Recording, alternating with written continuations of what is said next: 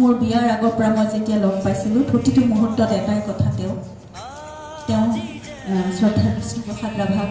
নিজৰ গুৰু হিচাপে মানিছিল নেদেখাকৈ একলব্যৰ দৰে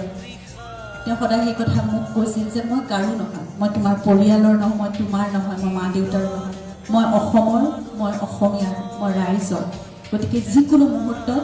যেতিয়াই প্ৰয়োজন হ'ব মই মানুহৰ মাজলৈ ওলাই যাম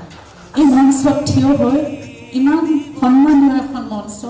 ইমান বিশাল ব্যক্তিত্ব সকলোৰে সন্মুখত থিয় হৈ যদি এষাৰ কথা ক'ব পাৰিছোঁ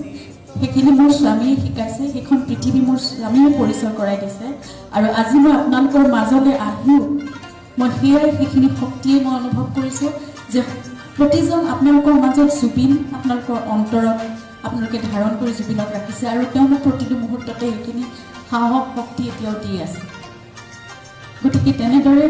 মই যাতে অনাগত দিনবোৰতো যাতে মই আগবাঢ়ি যাব পাৰোঁ আপোনালোকৰ সেইখিনি আশীৰ্বাদ সেইখিনি মৰম আদৰ সদায় বিচাৰিছোঁ আৰু মই জানো তেওঁ প্ৰতিটো মুহূৰ্তত মোৰ লগত আছে এই মঞ্চতো আজি তেওঁ আছে আৰু তেওঁ হয়তো ধেমালিৰ যিটো সুৰ তেওঁৰ যিটো ব্যক্তিত্ব মই আজি 30 বছৰে তেওঁক দেখিছিলোঁ তেওঁ হয়তো সেয়াই ক'লেহেঁতেন এতিয়াও ইমান ডাঙৰ উপাধি দিয়ে জানো মোক বুঢ়া হ'বলৈ দিব লাগিছিল ধেমালি সুৰেৰে চাগে তেওঁ সেয়াই কথা ক'লেহেঁতেন যে মই আৰু বহুত কাম কৰিবলৈ আছে অলপ বুঢ়া হ'বলৈ দিব লাগিছিল মোক তেতিয়াহে এইটো উপাধি মই গ্ৰহণ কৰিব পাৰিমহেঁতেন